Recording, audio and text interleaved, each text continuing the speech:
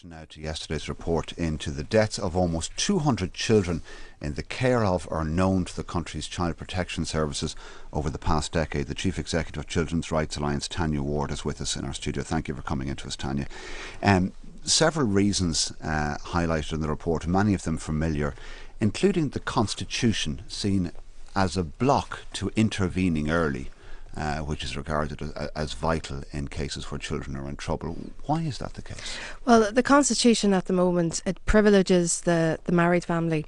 Children are effectively invisible in the Constitution, and the threshold to allow the state to intervene is very high in the Constitution. Parents have to fail for physical and moral reasons.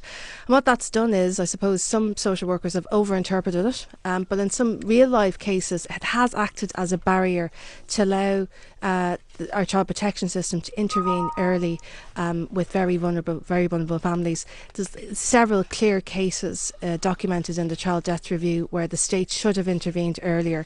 If they had done, that child might still be alive today.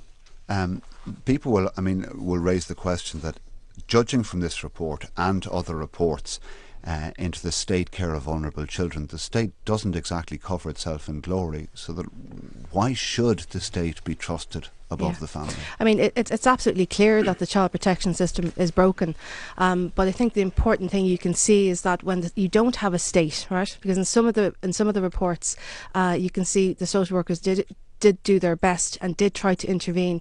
What we need is consistent care and consistently good practice across the board. At the moment, what we have some very good ambitious plans that the Minister for Children and Youth Affairs has, but what we need to make sure those plans get enforced is resourcing from the government, I suppose, and that's the critical issue at the moment. I mean, the pressure to do that, because after a report like this is released, we have 3 or 4 days of vigorous debate, and it kind of disappears away from the agenda after that. I mean, I would urge each and every person listening today to read that child deaths report. It's pretty devastating that during the Celtic Tiger years, children were failed by the state. They were failed by their families, failed by the state, and failed by us as a society.